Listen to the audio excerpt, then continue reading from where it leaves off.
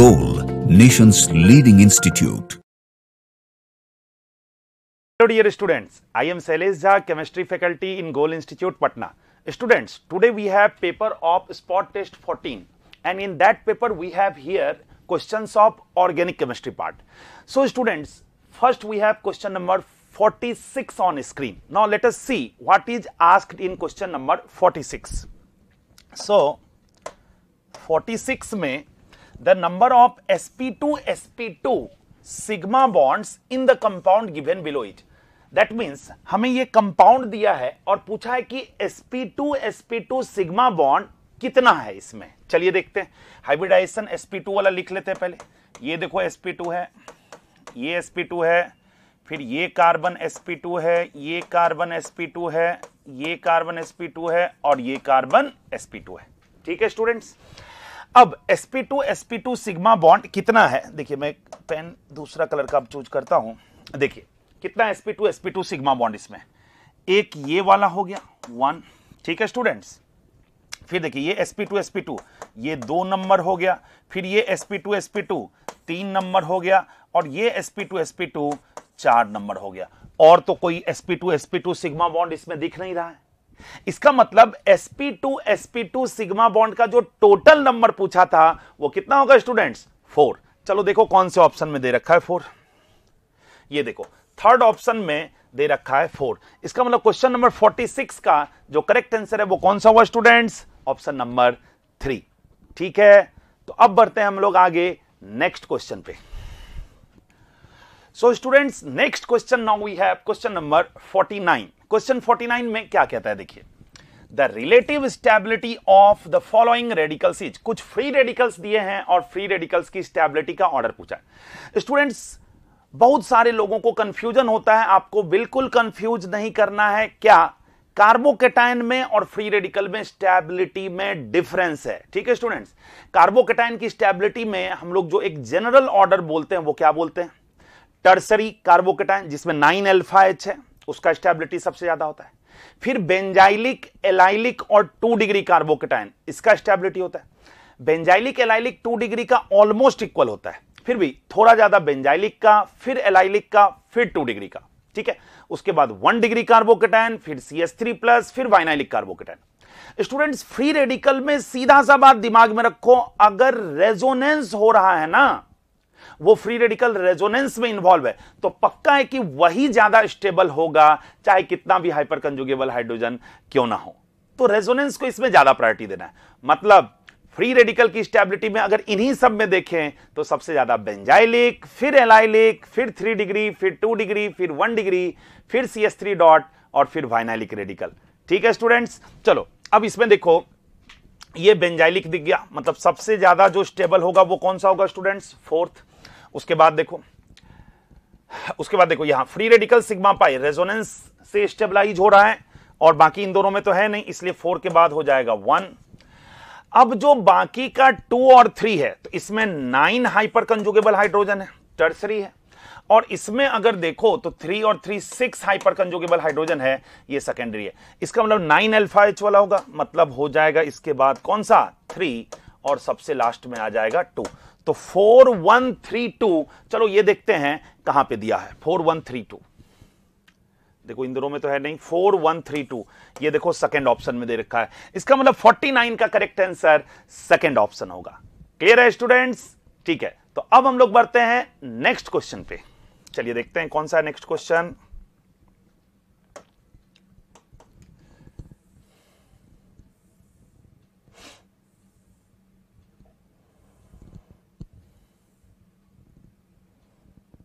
Okay. So students, next question. Now we have question number 52. Question 52 में क्या कहता है देखिए. Among the given sets which represents the resonating structure. इनमें से कौन resonating structure है. एकदम सिंपल सा क्वेश्चन दिया. देखिए अगर ऑप्शन को ध्यान से देखें तो पहले जो आंसर है उसी को देखो. 4th ऑप्शन को देखो. इसमें रेजोनेंस कराओगे तो देखिए निगेटिव है मतलब लोन पेयर है तो ये इधर की तरफ आएगा और पाई बॉन्ड इधर ओपन होगा. तो इसका कैनोनिकल स्ट्रक्चर बनाओगे तो यहां डबल बॉन्ड आएगा, CO खुलेगा तो माइनस आएगा. इसका मतलब ये तो पक्का हो गया कि ये दोनों कैनोनिकल स्ट्रक्चर है. तो आंसर तो मिल गया हमें 4. बाकी देख लो यहां देखो CnNC है, आइसोमर हो गया भाई। यहां भी देखो अनसेचुरेशन फैक्टर दोनों में 1 है, फंक्शनल ग्रुप अलग अलग है, आइसोमर्स हो गया।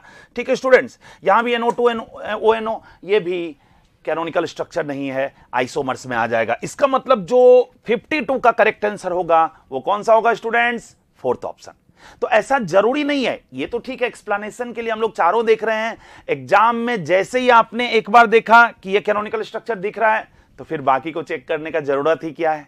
ठीक है स्टूडेंट्स, चलिए तो आंसर इसका हो गया फोर्थ ऑप्शन। आगे बढ़ते हैं आप।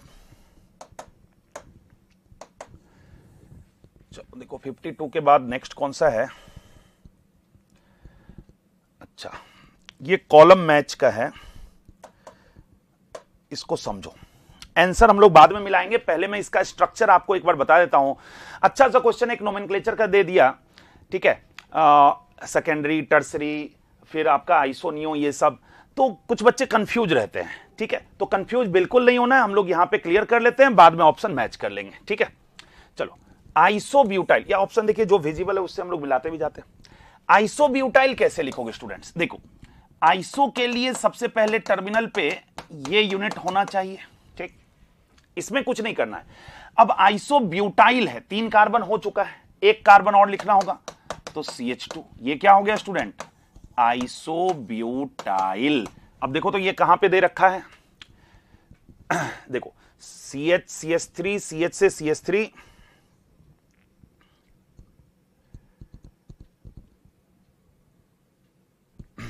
ये इसमें नीचे होगा। 1 मिनट, मैं इसको थोड़ा नीचे करता हूं।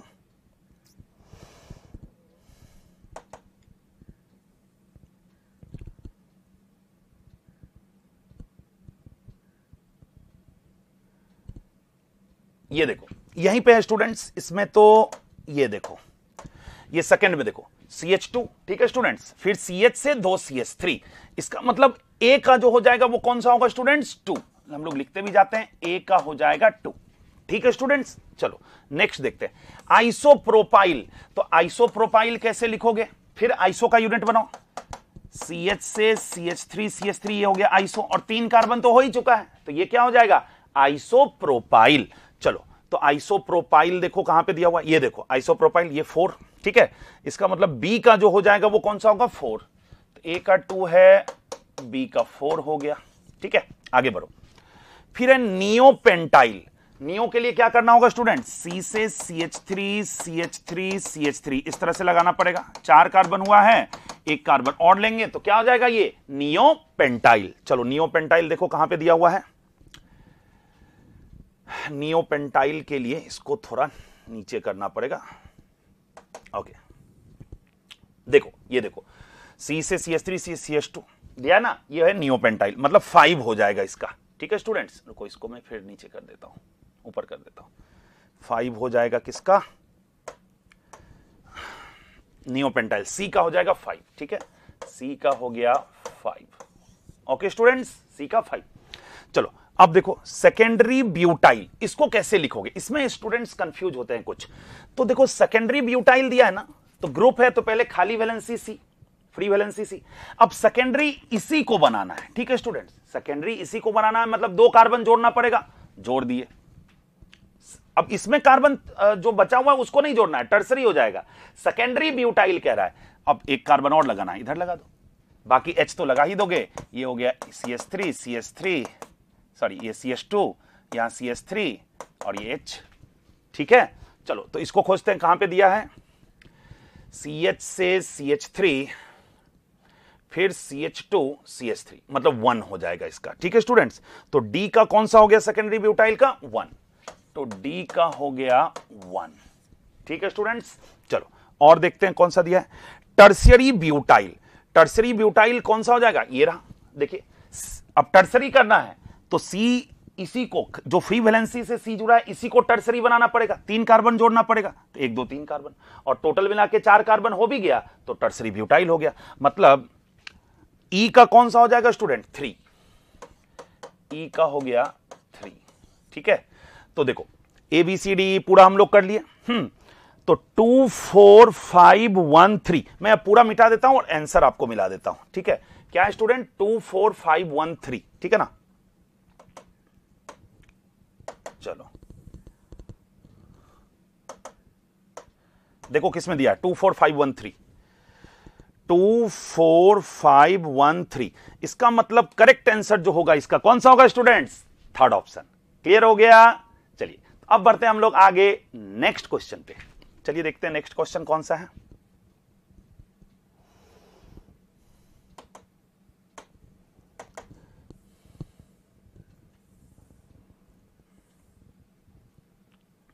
ओके, एक सिंपल सा क्वेश्चन है स्टूडेंट्स। नेक्स्ट क्वेश्चन देखिए हमारे पास जो है अब वो है question number 57।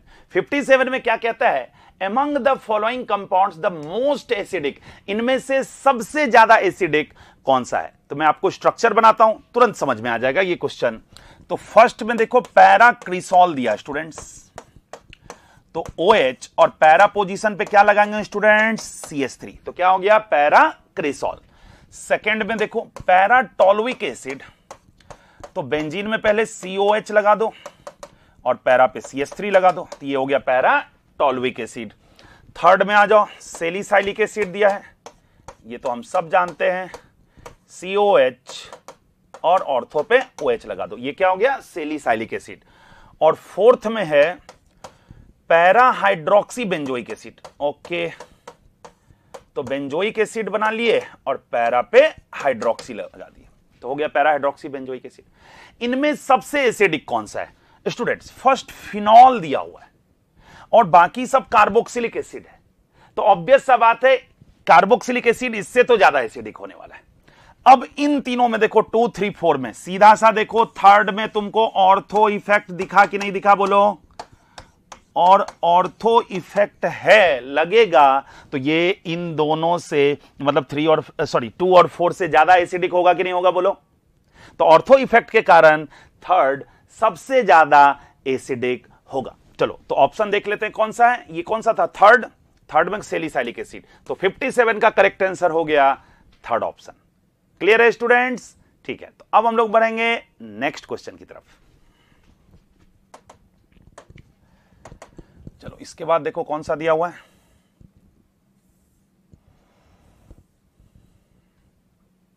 Okay, so now next question we have question number 60।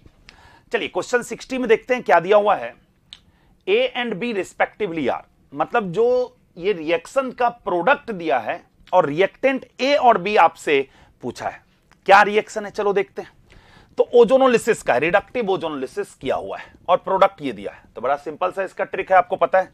चलिए क्या क्या बना? मिथेनॉल, तो HHC डबल बॉन्ड O, ये हो गया मिथेनॉल। और क्या है? 3 पेंटानोन। ठीक है स्टूडेंट्स, 3 पे बनाना है pentanone,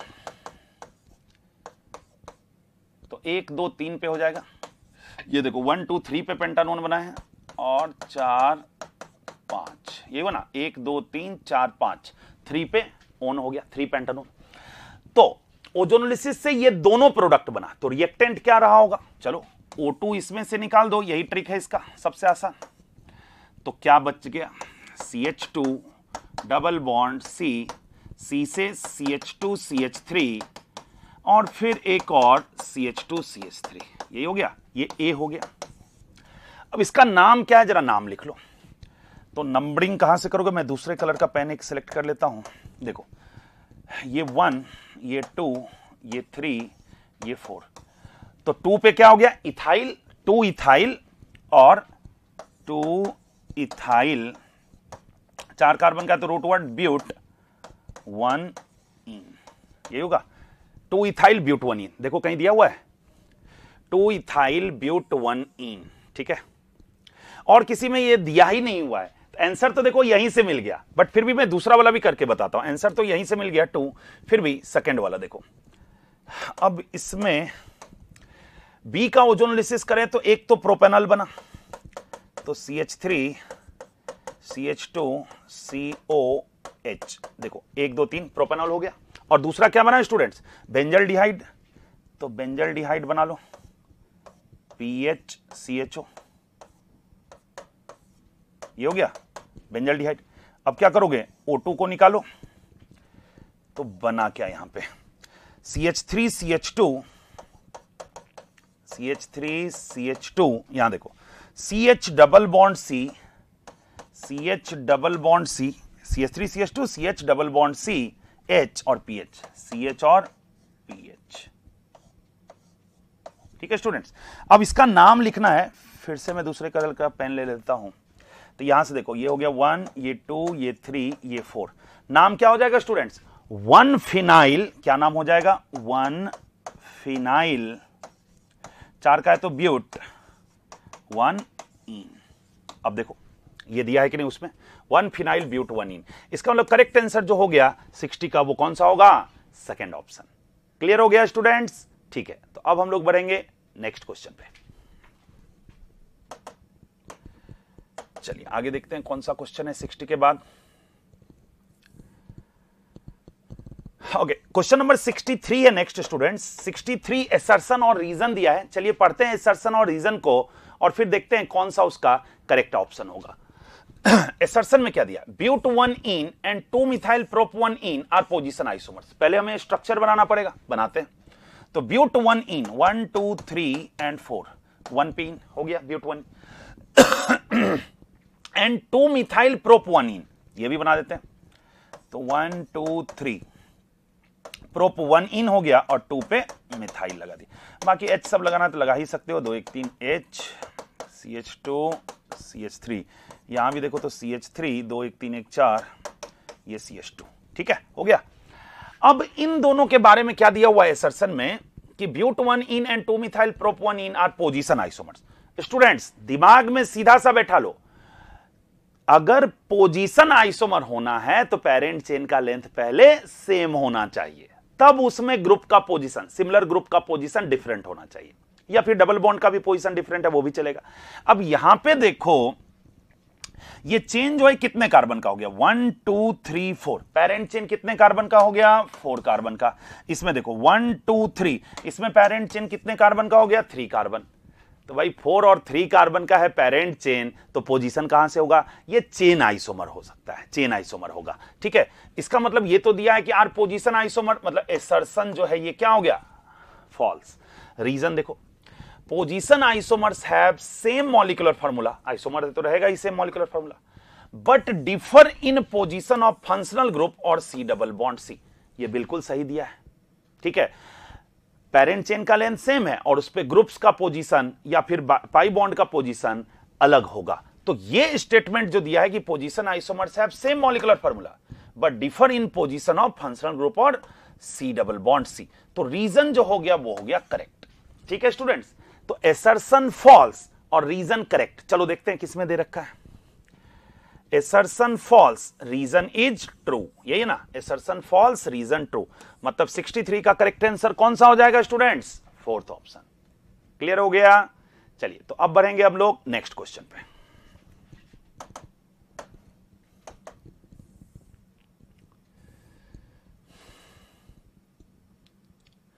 okay, so now next question we have question number 66। चलो 66 क्वेश्चन नंबर में क्या कहता है? देखिए 2 स्टेटमेंट दिया है और उसी के बारे में पूछ रहा है ट्रू और फॉल्स। चलिए पढ़ते हैं स्टेटमेंट को। Aryl halides are extremely less reactive towards nucleophilic substitution reaction. ये बिल्कुल सही स्टेटमेंट है। क्यों स्टूडेंट्स? जो एराइल हैलाइड होता है, जैसे आप क्लोरोबेंजीन ले लो, सिंपल सा क्लोरोबेंजीन ले लो, बेंजीन में Cl लगा है तो रेजोनेंस के कारण डबल बॉन्ड कैरेक्टर होगा, तो लिविंग ग्रुप की लिविंग टेंडेंसी कम हो जाएगी। ठीक है, तो SN1 SN2 दोनों देने की टेंडेंसी कम हो गई। फिर दूसरा क्या होगा कि अगर तुम कार्बोकेटाइन बनाओगे, जैसे क्लोरोबेंजीन लिया, Cl को हटाओ तो फिनाइलिक कार्बोकेटाइन बना, हाईली अनस्टेबल होगा, इस कारण से SN1 की टेंडेंसी खत्म हो गई। फिर एक और क्या होगा कि न्यूक्लियोफाइल जब आएगा अटैक करने, जिस कार्बन से क्लोरीन जुड़ा हुआ है, तो उसका जो पाई इलेक्ट्रॉन क्लाउड है वो उसको रिपेल करेगा न्यूक्लियोफाइल को, SN2 की टेंडेंसी कम हो गई। मतलब जिसमें अल्फा अनसेचुरेशन हो, क्लोरीन जिस कार्बन से जुड़ा वो अल्फा कार्बन हुआ, उस पे पाई बॉन्ड है, तो अल्फा अनसेचुरेशन होने से SN1 SN2 नहीं देता है, तो बहुत लेस रिएक्टिव है न्यूक्लियोफिलिक सब्स्टिट्यूशन में। ये बिल्कुल सही स्टेटमेंट हो गया। ठीक है, अब सेकंड स्टेटमेंट पढ़ो। The presence of electron withdrawing group जैसे NO2 at ortho and para position decreases the reactivity of haloarenes towards nucleophile. ये गलत है, ये इंक्रीज करता है। क्यों स्टूडेंट्स? समझो, जो क्लोरोबेंजीन जब न्यूक्लियोफिलिक सब्स्टिट्यूशन देगा भी तो SNAE मैकेनिज्म से देगा। ध्यान से सुनना, उस SNAE मैकेनिज्म में देखो, जैसे ये क्लोरोबेंजीन, ठीक है, अब मान लो न्यूक्लियोफाइल कैसे होता है मैकेनिज्म SNAE का, न्यूक्लियोफाइल इस कार्बन पे अटैक किया, इस पाई को ओपन कर दिया, तो इस कार्बन पे क्या आता है स्टूडेंट, माइनस आता है, कार्बेनाइन इंटरमीडिएट इसका बनता है। अब जब रेजोनेंस मतलब इस तरह का कुछ बनेगा, जैसे इंटरमीडिएट कुछ इस तरह का बनेगा, यहां Cl Nu और यहां पे क्या आएगा, माइनस। अब जब इसमें रेजोनेंस कराओगे ना तो ये निगेटिव चार्ज ऑर्थो पैरा पे रहेगा। अब इंटरमीडिएट क्या है स्टूडेंट्स, कार्बेनाइन। तो अगर ऑर्थो पैरा पे डीएक्टिवेटर लगा हो, एक्सेप्टर अच्छा लगा हो, तो कार्बेनाइन ज्यादा स्टेबल होगा, और इंटरमीडिएट ज्यादा स्टेबल तो रेट ऑफ रिएक्शन ज्यादा। इसलिए ऑर्थो या पैरा पे अगर स्टूडेंट लीविंग ग्रुप के ऑर्थो या पैरा पे अगर अच्छा डीएक्टिवेटर लगा रहता है, -M ग्रुप लगा रहता है, तो SNAE की रिएक्टिविटी बढ़ जाती है, मतलब वो फास्ट रेट से देने लगेगा रिएक्शन। ठीक है स्टूडेंट्स, तो ये तो क्या दिया भाई, presence of electron withdrawing group at ortho para position decreases reactivity, नहीं इंक्रीजेज होगा। तो जो स्टेटमेंट 2 है वो है रॉन्ग। तो अब चलिए ऑप्शन देखते हैं कौन सा सही है। स्टेटमेंट 1 इज राइट और 2 इज रॉन्ग। किसमें दिया है, statement 1 is true but statement 2 is false. ठीक है, स्टेटमेंट 1 हमारा जो है ट्रू है और स्टेटमेंट 2 जो है वो फॉल्स है। तो 66 का करेक्ट आंसर हो जाएगा कौन सा, सेकेंड ऑप्शन। क्लियर हो गया स्टूडेंट्स, ठीक है। अब हम लोग बढ़ेंगे नेक्स्ट क्वेश्चन पे।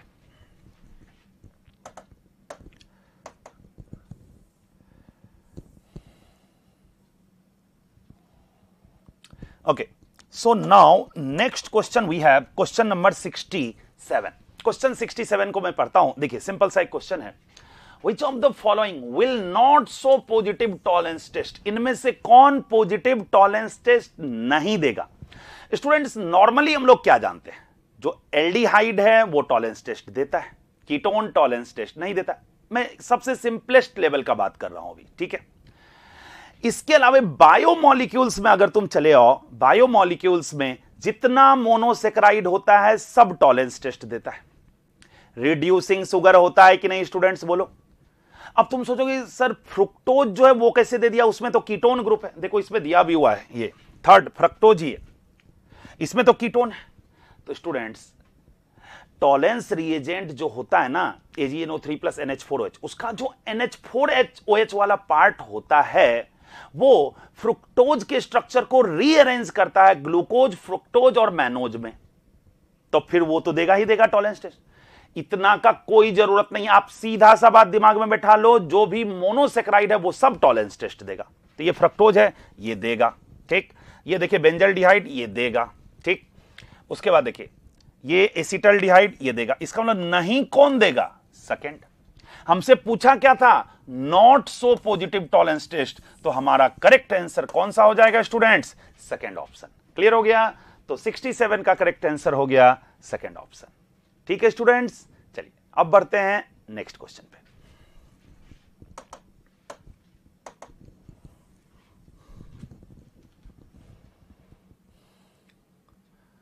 Okay, so now next question we have purification का एक क्वेश्चन है, question number 68।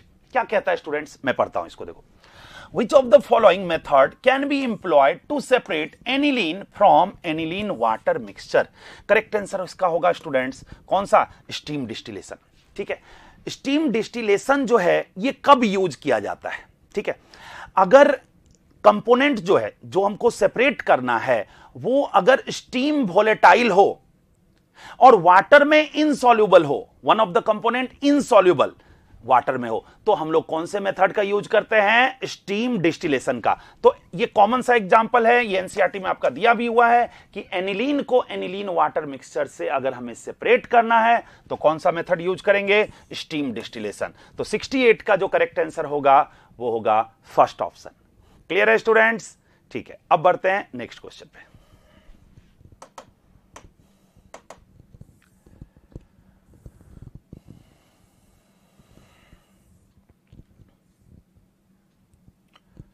Okay, so now next question we have question number 73। Simple सा एक क्वेश्चन दिया, टॉलुइन ये CrO2Cl2 CH2 और हाइड्रोलिसिस बेंजल्डिहाइड बना।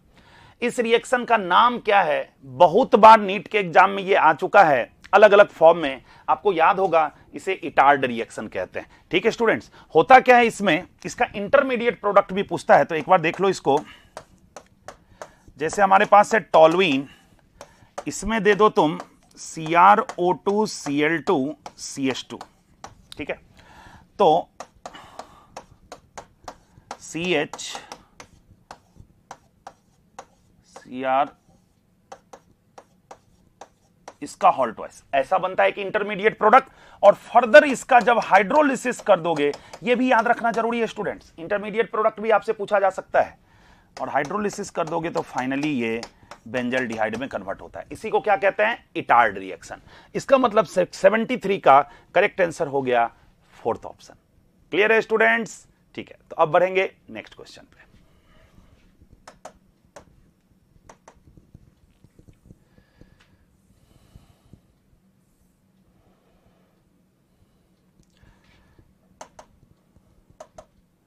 Okay, so now next question we have question number 74।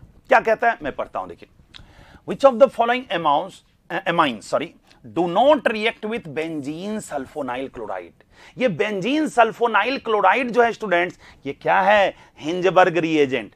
तो सिंपल सा बात है, याद करो, अगर प्राइमरी एमाइन है, हिंजबर्ग रिएजेंट से रिएक्शन कराओगे तो जो प्रोडक्ट बनेगा वो अल्कली में सॉल्युबल होता है, क्योंकि एसिडिक हाइड्रोजन N पे रहता है। सेकेंडरी एमाइन का कराओगे तो रिएक्शन तो करेगा, बट वो सॉल्युबल बेस में, एल्कली में नहीं होता है। क्यों नहीं होता है? एसिडिक हाइड्रोजन नहीं होता है उसके पास। और टर्सरी एमाइन जो रहता है वो हिंजबर्ग रिएजेंट से रिएक्शन नहीं करता है, स्टेरिक हिंड्रेंस ज्यादा होने की वजह से।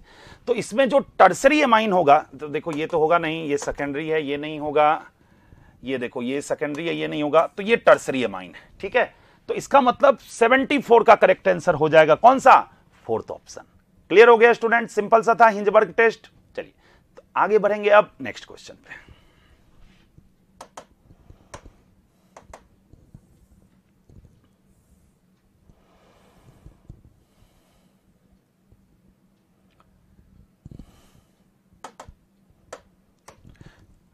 सो next question now we have question number 78। चलिए 78 में क्या कहता है? Which of the following reactions are not correctly represented? कौन सा रिएक्शन इसमें करेक्टली रिप्रेजेंट नहीं किया गया है? चलो देखते हैं।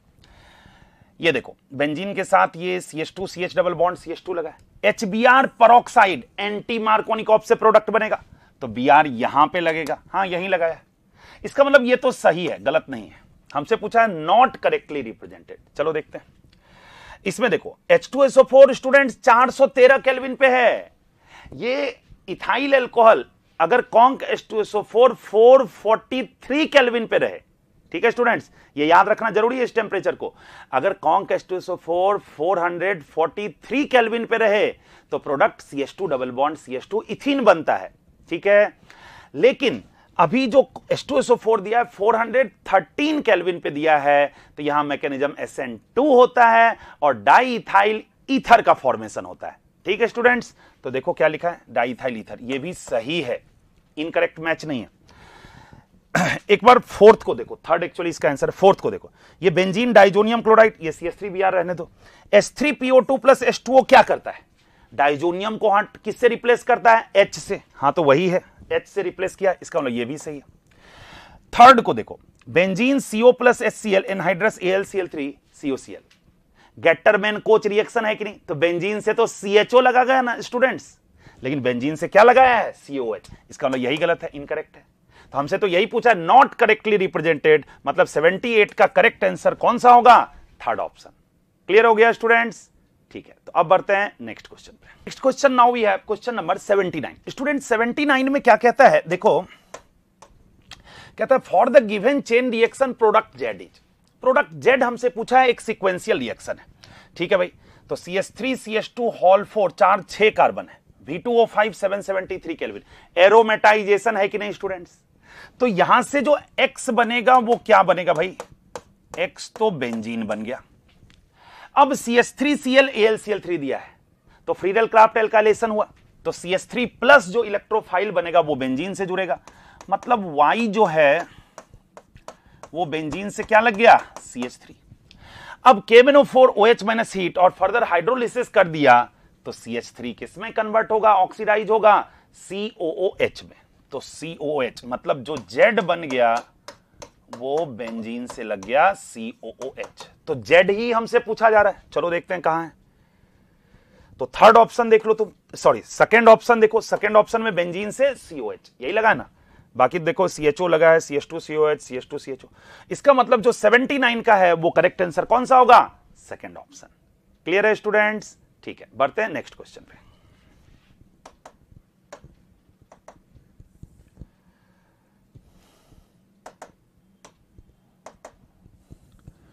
सो नेक्स्ट क्वेश्चन जो है, next question now we have question number 84। 84 question number हमारे पास है, क्या कहता है देखिए, which of the following is incorrect match. Again incorrect match पूछ रहा है, ठीक है। Basic strength in water, students methyl amine और इथाइल एमाइन का बेसिक स्ट्रेंथ वाटर में अलग होता है, नॉर्मल ट्रेंड से, गैस फेज से अलग होता है। मिथाइल के केस में क्या होता है, सॉरी 2 डिग्री, 1 डिग्री, 3 डिग्री, और इथाइल के केस में क्या होता है स्टूडेंट, 2 डिग्री, 3 डिग्री, 1 डिग्री, फिर अमोनिया। तो 2 डिग्री, 3 डिग्री, 1 डिग्री, फिर अमोनिया। तो ये तो करेक्ट है, ये करेक्ट है, हमें इनकरेक्ट खोजना है, ठीक। चलो, rate of nucleophilic addition, nucleophilic addition का रेट कैसे देखते हैं, कार्बोनाइलिक कार्बन पे अमाउंट ऑफ डेल्टा प्लस से देखते हैं। तो इसमें जो दिया हुआ है देखो क्या क्या दिया, पैरा नाइट्रोबेंजल्डिहाइड, तो बेंजीन में CHO हो गया और पैरा पे नाइट्रो लगा है। फिर कौन सा भाई, पैरा टॉलुअल्डिहाइड, तो CHO और पैरा पे CH3 लगा दो। फिर कौन सा दिया, एसिटोफिनोन, तो PH CO CH3 हो जाएगा। और फिर बेंजल्डिहाइड दिया है तो PH CHO हो जाएगा। इन सब में न्यूक्लियोफिलिक एडिशन का रेट पूछा, तो सबसे पहले तो एल्डिहाइड का ज्यादा होगा कीटोन से, इसमें सबसे ज्यादा अमाउंट ऑफ डेल प्लस होगा क्योंकि ये -m से खींच रहा है, ठीक है स्टूडेंट्स। इसका मतलब इन चारों में अगर 1 2 3 4 माने तो रिएक्टिविटी सबसे ज्यादा 1 का हो जाएगा, उसके बाद किसका होगा, 4 का, उसके बाद हो जाएगा 2 का, और सबसे लास्ट में ये कीटोन 3 का होगा कि नहीं, लेकिन ऐसा तो दिया नहीं हुआ है। तो इनकरेक्ट मैच हमसे पूछ रहा था, तो आंसर तो मिल गया। 84 का कौन सा होगा स्टूडेंट्स, सेकंड ऑप्शन। बाकी ऑप्शन को भी देख सकते हो तुम, बॉइलिंग पॉइंट, पेंटेन 1 ऑल, हाँ हाइड्रोजन बॉन्ड होगा इसलिए सबसे ज्यादा उसका। फिर aldehyde, dipole dipole, ethoxy ethane, और एन ब्यूटेन में तो सबसे वीकेस्ट वंडरवाल फोर्स, डिस्पर्सन या लंदन फोर्स लगेगा, ठीक है। तो ये तो करेक्ट है। रेट ऑफ SN1 देखना, मैं इसको थोड़ा इरेज कर देता हूं। रेट ऑफ SN1 देखो, तो C से 3 CH3 लगा है, टर्सरी है, सबसे ज्यादा इसका होगा, टर्सरी एल्काइल हैलाइड। फिर ये सेकेंडरी एल्काइल हैलाइड है, ये दोनों प्राइमरी है स्टूडेंट्स। इन दोनों में कैसे देखोगे, इसको मैं बनाता हूं, देखो CH से CH3, CH3 CH2Br, ये है, और ये तो क्लियर दिखाई पड़ ही रहा है, CH3 CH2 CH2 CH2Br, ये है। दोनों 1 डिग्री है, इसमें कैसे देखें, तो इसको देखो, ये हो गया Br जिससे लगा, ये अल्फा, ये बीटा, बीटा एल्काइल ब्रांचिंग है, ठीक है स्टूडेंट्स, बीटा एल्काइल ब्रांचिंग है। तो बीटा एल्काइल ब्रांचिंग जो है ये SN1 का रिएक्टिविटी को बढ़ा देता है, ठीक है स्टूडेंट्स। दोनों ही 1 डिग्री है तो बीटा एल्काइल ब्रांचिंग वाले का ज्यादा हो जाएगा। इसका मतलब ये भी सही दिया हुआ है, ठीक है, ये सही दिया हुआ है। हम लोगों से क्या पूछा था, इनकरेक्ट मैच, आंसर तो हम लोग निकाल ही लिए थे। तो 84 का करेक्ट आंसर कौन सा होगा स्टूडेंट्स, सेकंड ऑप्शन। क्लियर हो गया। अब बढ़ते हैं आगे नेक्स्ट क्वेश्चन की तरफ।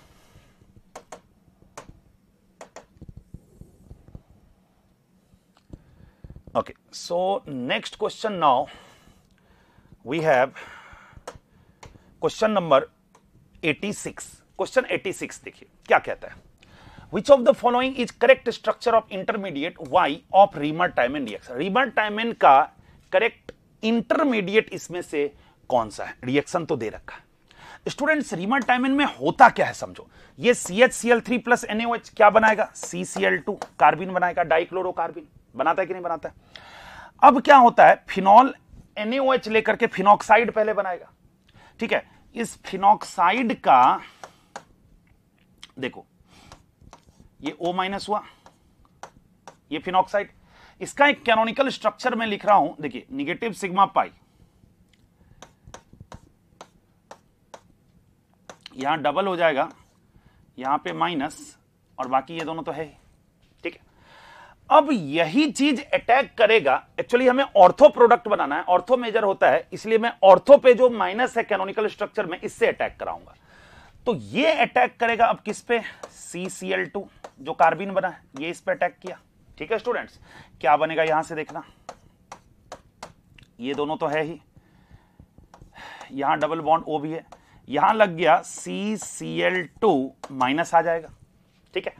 अब समझो NaOH दोगे, अच्छा इससे भी पहले क्या होगा, आप जरा देखा, ये H एक्चुअली H प्लस का ट्रांसफर हो जाता है, ये बॉन्ड एक्चुअली इधर की तरफ शिफ्ट होगा, ये इधर H हटेगा ना भाई, फर्स्ट स्टेप ये हुआ, सेकंड स्टेप में H हटेगा यहां से, तो ये बॉन्ड इधर की तरफ शिफ्ट हुआ, ये खुल गया, तो क्या बना यहां से भाई, ये हो गया O-, ठीक है, ये दोनों तो था ही, ये बॉन्ड बन ही गया। अच्छा ये जो H प्लस निकलता है ना स्टूडेंट्स, रिबर्टाइमेन फॉर्माइलेशन, यही है, ये इसी CCl2 माइनस पे जाता है, तो यहां पे ये बॉन्ड है, यहां पे क्या लग गया, CHCl2, ये लग गया, ठीक। अब इसमें NaOH दोगे तो CH से 2 OH आएगा, वाटर निकलेगा और CHO आ जाएगा, फाइनली H प्लस देंगे तो यहां भी OH आ जाएगा, ठीक है। तुमसे पूछा क्या, इंटरमीडिएट पूछा, चलो देखते हैं इंटरमीडिएट कौन से ऑप्शन में। तो O- और देखो कहां पे दिया है, O- तो है ही, O- Na+ लगा दिया, कोई दिक्कत नहीं, और यहां पे CCl2 CHCl2 कहां पे है, O- Na+ और क्या लगा हुआ है, CHCl2, मतलब करेक्ट आंसर कौन सा होगा, थर्ड। इसके बाद का समझ में आया कि नहीं, अब जैसे ये बन गया, इसके बाद क्या होगा, NaOH है तो दोनों Cl को रिप्लेस करेगा 2 OH से, ठीक है। अब 2 OH एक ही कार्बन पे आया, वाटर निकल गया, CHO बन गया, और यहां फिर H+ लेकर के OH, तो OH और CHO यही बनता है स्टूडेंट्स, ठीक है, सेलिसाइलडिहाइड। ओके, तो करेक्ट आंसर इसका कौन सा हो गया, थर्ड ऑप्शन 86 का, ठीक है स्टूडेंट्स। ओके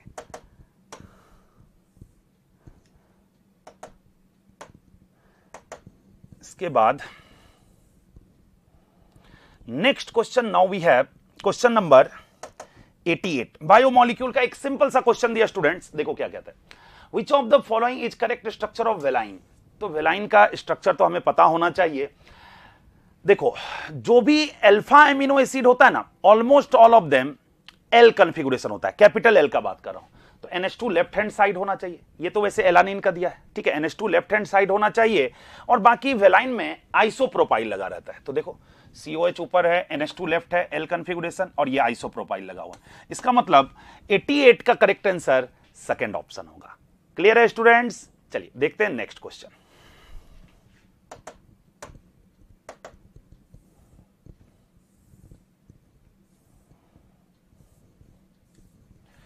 ओके तो ये था ऑर्गेनिक केमिस्ट्री का सारा क्वेश्चंस और उसका सॉल्यूशंस। आई होप आप सभी बहुत अच्छे से सॉल्यूशंस को समझे होंगे।